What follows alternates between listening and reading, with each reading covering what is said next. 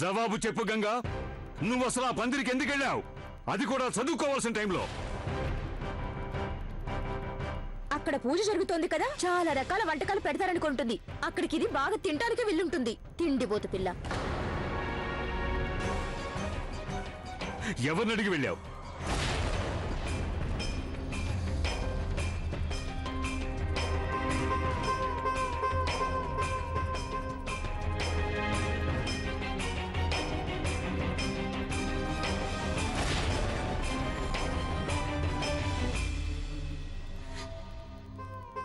అయినా అది మాస్టర్ వచ్చే వేళకి వెళ్ళిందని నాకేం తెలుసు?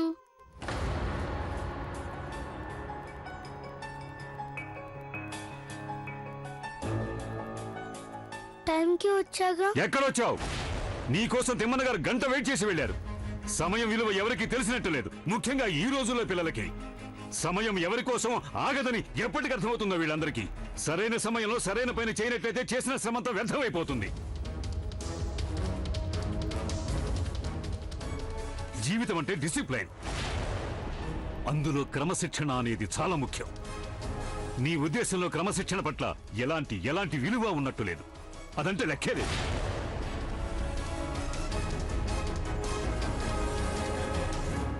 పోనీలేండి, చిన్నపిల్ల కదా, ఏదో ఒకసారి తప్పు చేసింది, ఇక నుంచి అలా చేయదు.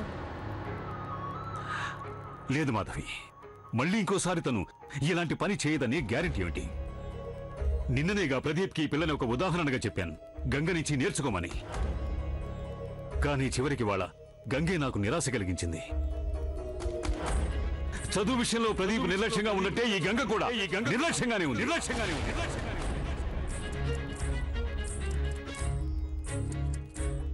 అరే నిరంజన్, నిరంజన్, మరీ అంత కోపడితే ఎలా? నువ్వేగా అంటూ ఉంటావు ఏదో చిన్న పిల్ల కోపడకూడదని. ఇప్పుడు నేనే చెప్తాలే తనకి. కోడలా, తనకి కొంచెం టీ అది ఇవ్వు. దీన్ని దారిలో పెట్టే బాధ్యత నాది. పద గంగా, పద రా.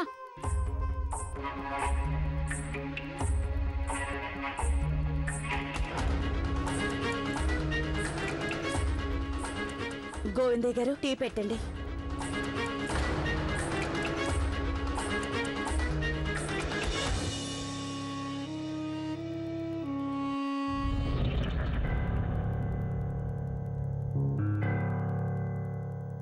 పద పద, లోపలికి నడు. దా. చూడు గంగా, నిరంజన్ మాటలకి బాధపడాల్సిన అవసరం ఏమీ లేదు. కోపడితే మాత్రమే ఎంతో ముద్దు కూడా చేస్తాడుగా నిన్ను. ఎప్పుడు చూసినా నిన్ను మెచ్చుకుంటూనే ఉంటాడు. మరి కొంచెం తిట్టడానికి, కోపగించుకోవడానికి ఆ మాత్రం హక్కు ఉండదా తనకి? తిట్టినందుకు బాధపడటం లేదమ్మ గారు. బాబు గారికి నా వల్ల బాధ కలిగింది, అదే నా బాధ. కానీ నేను టైంకేగా వచ్చాను, 4 గంటలకి. అవును, నువ్వు సరిగ్గా టైంకే వచ్చావు. కానీ ఆ మాస్టర్ లేడు, ఓ గంట ముందే వచ్చేశాడు. ఓ గంట ముందే వచ్చి కూర్చోమని ఎవడడిగాడు అతన్ని? అదేమన్నా బాగుందా? పైగా నీ మీద ఫిర్యాదు చేసి నిన్ను తిట్లు కూడా తినిపించాడు. ఏమో బాబు, ఎందుకు అతనికి నీ మీద అంత శత్రుత్వమో తెలియటం లేదు. శత్రుత్వమా? అది కూడా నా మీద? మరి అలాగే ఉందిగా చూస్తే. నువ్వు ఇబ్బంది పెట్టావు కదూ, అల్లరి చేసి కష్టపెట్టావుగా ఆయన్ని, అందుకనే పగ తీర్చుకుంటున్నాడు. హోరి బాబోయ్, ఈ లోకల్లో చదువు చెప్పేవాళ్లంతా పిల్లలకి శత్రువులాగానే ఉంటారు. ఇది రాయమని చెప్పాను నేను. చేయి చాపు, చాపు. చాలా సరిగ్గా చెప్పారు మీరు. మా ఊర్లో మాస్టర్ కూడా చాలా చెడ్డవారు. నేను ఇప్పుడే వెళ్ళి బాబు గారికి మొత్తం చెప్పిస్తాను. అరే ఉండు ఉండు ఉండు ఉండు ఏదో నువ్వు చెప్పినంత మాత్రాన్ని తను వినేస్తాడనేనా? మరి ఎలా చెప్తే వింటారు బాబు? అది ఉండు, నేనే ఏదో ఒకటి చేస్తాను. నేనే ఆ మాస్టర్ గురించి నిరంజన్తో మాట్లాడతాను. అయితే నువ్వు మాత్రం నేనెలా చెప్తే అలాగే చేయాల్సి ఉంటుంది. చేస్తావు కదూ? మరి తప్పకుండా చెప్తారుగా బాబు గారికి. ఆయన కోపం పోగొడతారు కదా, అంతా వివరిస్తారు కదా. నా తప్పేం లేదని చెప్పాలి. తప్పంతా ఆ మాస్టర్దే. నేను ఆయన దగ్గర చదువుకోను. చెప్పరేమమ్మ గారు, బాబు గారికి సర్ది చెప్తారుగా. హ్మ్. ఆ, అలాగే నేను చూసుకుంటానుగా. నేను చెప్తాను తనకి. కొంచెం మంచినీళ్ళు తెచ్చిపెట్టు.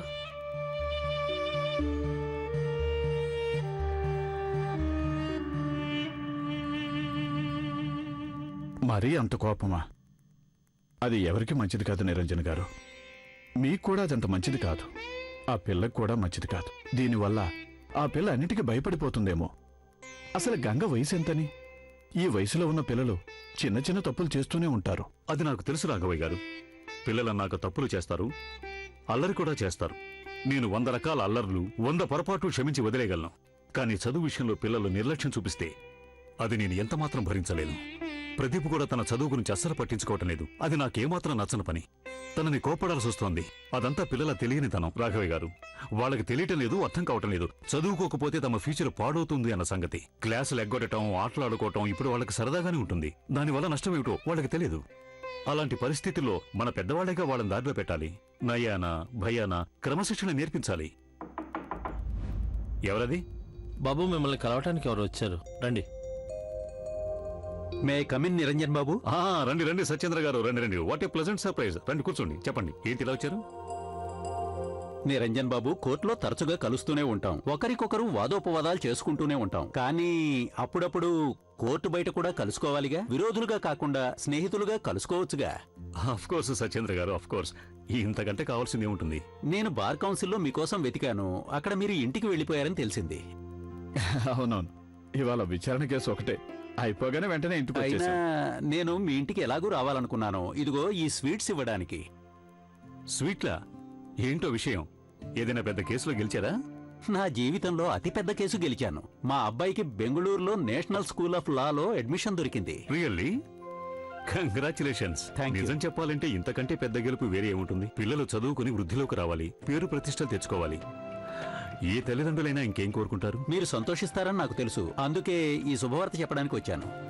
ఇక నాకు సెలవు ఇప్పించండి. వెళ్ళొస్తాను. అదేంటి సత్యేంద్ర గారు, టీ కూడా తీసుకోకుండా? ప్రస్తుతం నేను చాలా బిజీగా ఉన్నాను, వెళ్ళిపోవాలి. వదిన గారికి నా నమస్కారాలు చెప్పండి. తప్పకుండా. అలాగే. నమస్కారాలు.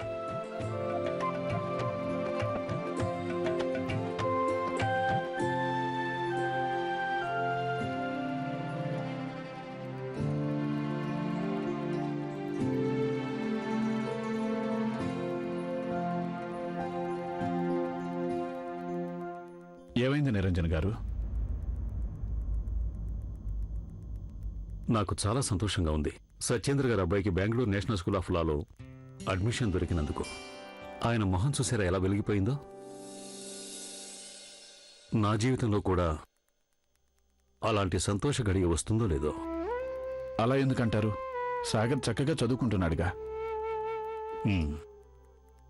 కానీ ప్రదీప్కి చదువు మీద ఎలాంటి ఆసక్తి లేదు, ఎలాంటి ఇంట్రెస్టు ఉన్నట్టు లేదు.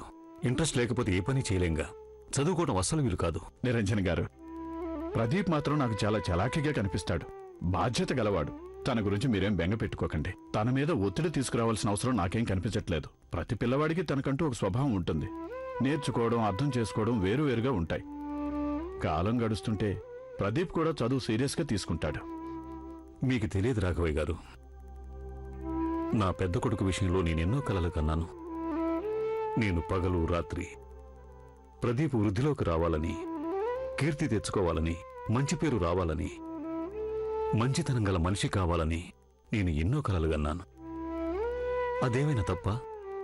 తన పిల్లల విషయంలో కలలు కనటం ఏదైనా నేరమా చెప్పండి? నేను వాడికి తండ్రినే కాని శత్రునేం కాదుగా. కానీ పిల్లలేమో ఇదంతా అర్థం చేసుకోలేరు.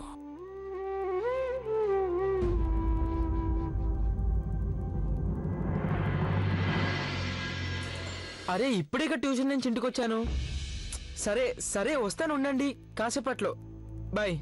ప్రదీప్, ఇప్పుడే కదా ఇంటికొచ్చావు, మళ్ళీ ఎక్కడికి బయలుదేరా? కాసేపు ఫ్రెండ్ ఇంటికి వెళ్ళొస్తాను. స్నేహితుల్ని పరీక్షల తర్వాత కూడా కలుసుకోవచ్చు. ఇప్పుడు ఇంకెక్కడికి వెళ్ళకు, పద. మమ్మీ, రోజంతా చదువుతూనే ఉంటానుగా. ఇప్పుడే ట్యూషన్ నుంచి వచ్చాను. పైగా 10-15 నిమిషాలు బయటకు వెళ్తే కొంచెం రిలీఫ్ గా ఉంటుంది. నేను వెళ్తాను. ప్రదీప్, ఇలాంటివన్నీ మీ నాన్నగారికి నచ్చవని నీకు తెలుసుగా. అలా అంటావేంటమ్మా? ఏదైనా ఆయనకు నచ్చినట్లే చేయాలా? నచ్చకపోతే మానేయాలంటే ఎలా? ఆయనకి ఏది ఇష్టం అయితే అదే చేయాలా? అంటే మనం ఆయన ఇష్ట ప్రకారమే బ్రతకాలంటావా? నాకు లాయర్ అవ్వడం అసలు ఇష్టం లేదు, కానీ నాన్నగారు పట్టుపట్టారు. మా అబ్బాయి అయితే లాయర్ అవ్వాలని. బాబు నువ్వేం కావాలనుకుంటున్నావు నన్ను ఎప్పుడన్నా అడిగారా? ఇది చాలా తప్పు కదా మమ్మీ.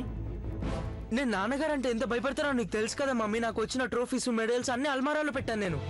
నాన్నగారికి ఎప్పుడు చదువులో మంచి మార్కులు తెచ్చుకోవడం తప్ప ఇంకేం ముఖ్యం కాదు. మనం కూడా ఆయనలాగే అవ్వాలని ఆయన కోరిక.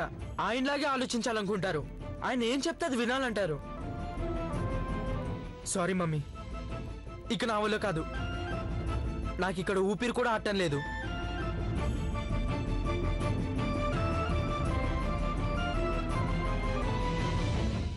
బాబుగారి మనసు కష్టపెట్టడం నాకు ఇష్టం లేదు, కానీ ఆ మాస్టర్ గారు నా మీద పగ సాధిస్తున్నారు కదా, అందుకే బాబుగారితో నాకు తిట్లు తినిపించారు. నిజమా గంగా?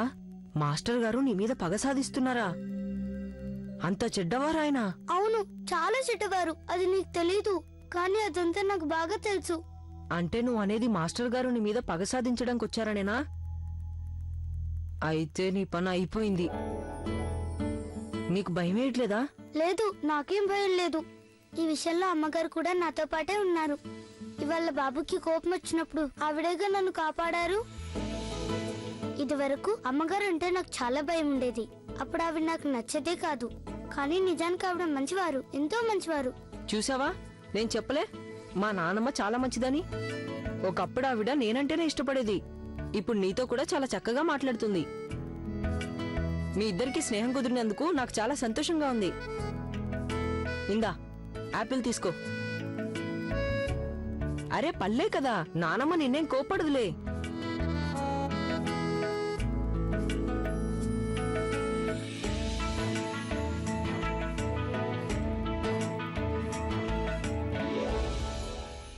ఆహా, ఎంత గొప్పగా అన్నాడు Leo Tolstoy. Everyone thinks of changing the world, but no one thinks of changing himself.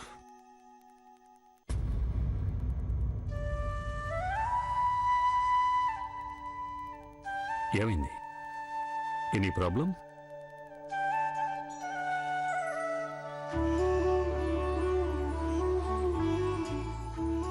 కోపంతో కాకుండా ఒకసారి ప్రేమగా మాట్లాడి చూడొచ్చు కదా ప్రదీప్తో. తన జీవితంలో ఏం చేయదలుచుకున్నాడో అడిగి తెలుసుకోండి. అంటే నీ ఉద్దేశం ఏంటి? ప్రస్తుతానికి తను చదువు మీద శ్రద్ధ వహించాలి మనస్ఫూర్తిగా. ఆ తర్వాత బెస్ట్ లా కాలేజీలో డిగ్రీ సంపాదించి లాయర్ కావాలి. తను పెద్ద పేరుగల లాయర్ కావాలి. తన తండ్రిలాగా హైకోర్టు లాయర్ అయితే సరిపోదు, తను సుప్రీంకోర్టు లాయర్ కావాలి. కానీ తనకు అసలు వకీలు కావడం ఇష్టం లేదు. తను ఇష్టపడ్డా ఇష్టపడకపోయినా ప్రయోజనం ఏంటి మాధవి? తన ఇష్ట ప్రకారమే ఉండటానికి తనకేం తెలివితేటలున్నాయని కొంచెమైనా పట్టించుకోలేదంటే ఏం చేస్తాడు? రోజంతా తన స్నేహితులతో కబురు చెప్పుకుంటూ గడిపేస్తాడు. అసలు నీకేం కావాలో అది చెప్పు. వాడిష్టానికి వాడిని వదిలేమంటావా? తన నిర్ణయానికే వాడిని వదిలేమంటావా? నేను వాడి విషయంలో ఎన్నెన్నో అనుకున్నాను మాధవి. నా కోరిక ఏమిటంటే ప్రపంచంలోని అతిపెద్ద కాలేజీలో లా డిగ్రీ సంపాదించి తనొక లాయర్ కావాలని, మన వంశ పారపర్యాన్ని నిలబెట్టాలని, మన వంశానికి మంచి పేరు తేవాలని. తల్లిదండ్రులుగా మనం మన పిల్లల మంచి కోరుకుంటామండి, అందులో సందేహం లేదు. కానీ ఒకవేళ ప్రదీప్ తన విషయంలో మరో రకంగా అనుకుని ఉండొచ్చుగా. ఎంతైనా ఈ జీవితం తనది, తనకంటూ కూడా ఏవో కలలుండొచ్చు. న్యాయవాదిగా కంటే వేరే ఏదైనా చేయాలనుకుంటున్నాడేమో తను. ప్రతి ఒక్కరికి తనదంటూ ఒక సరదా ఉంటుంది. తన టాలెంట్కి తగ్గట్టు ఇంకేదైనా చేయొచ్చుగా. సరదా, టాలెంట్ అంటే ప్రావీణ్యం, ఆ రెండు పూర్తిగా భిన్నమైనవి. సరదా తీర్చుకోవద్దని నేను నా పిల్లలకి చెప్పడం లేదు Madhavi. Sports, extra curricular activities ఏవైనా చేసుకోవచ్చు, కానీ చదువుని పణంగా పెట్టకూడదు. అర్థమైందా? ఇక టాలెంట్ అంటావా? ఐఎమ్ సారీ, వాళ్ళు ఆ టాలెంట్ ఉందని నాకు అనిపించలేదు. అంటే ఏదైనా ఒక కళని తన కెరీర్గా చేసుకోగల కళ కనిపించటం లేదు. కొంచెం నచ్చచెప్పు మీ ప్రదీప్కి. తల్లిదండ్రుల కంటే ఎక్కువగా పిల్లల గురించి ఆలోచించే వాళ్ళు ఇంకెవరూ ఉండరని. అయినా మీరు నేను అనుకుంటే చాలా.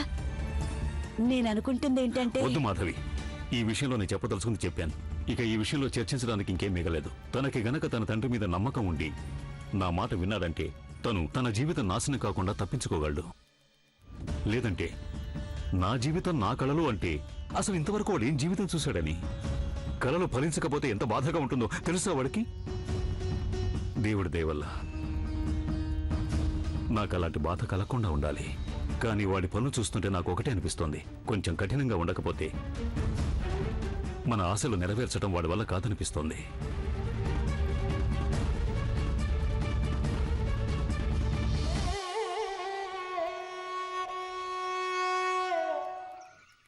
యదా యదా హి ధర్మస్య ధారణే భగవతి భారత.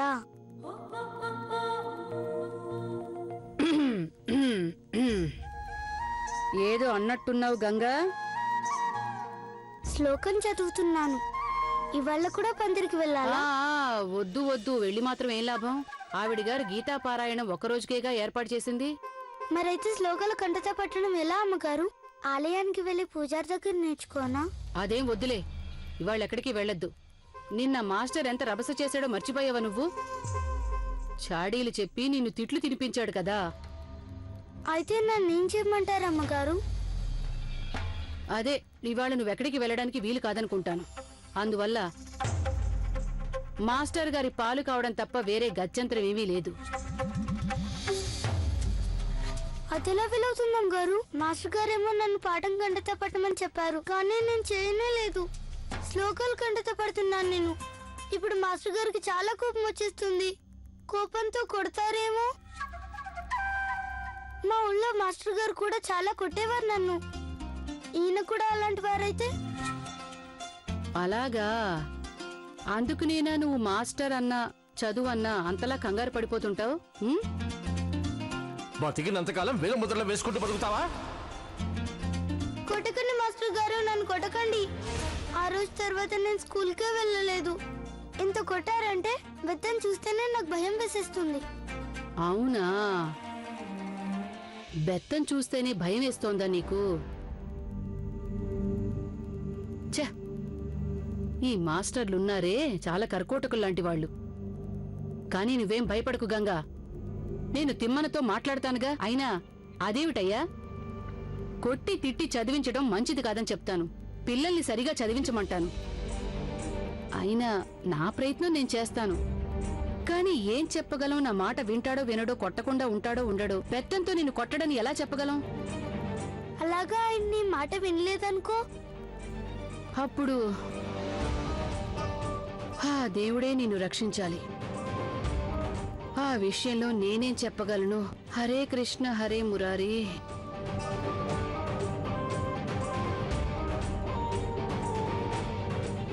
నువ్వు ఇబ్బంది పెట్టావు కదూ, అల్లరి చేసి కష్టపెట్టావుగా ఆయన్ని. అందుకనే పగ తీర్చుకుంటున్నాడు. ఓరి బాబోయ్, ఆ దేవుడే నిన్ను రక్షించాలి.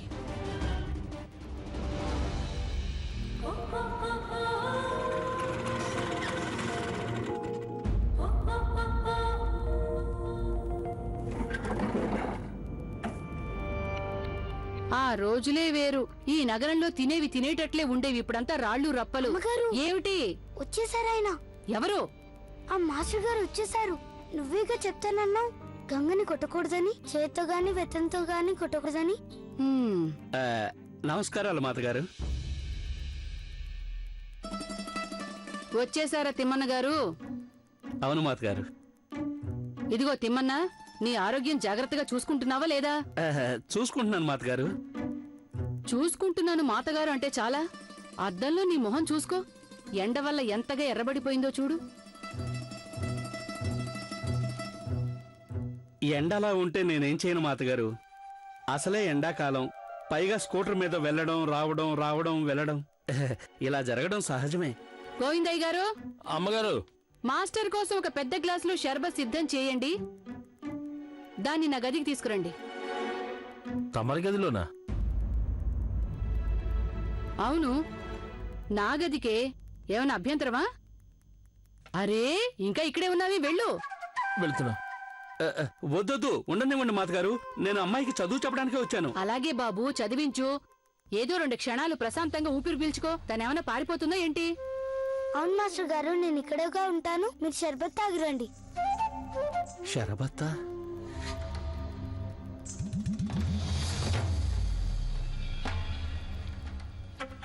ఏమిటయ్యా అంతలా ఆలోచిస్తున్నావు? పద. నడు నా గదిలోకి.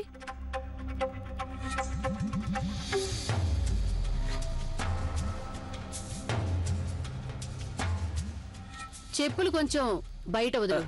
అలాగే మాతగారు.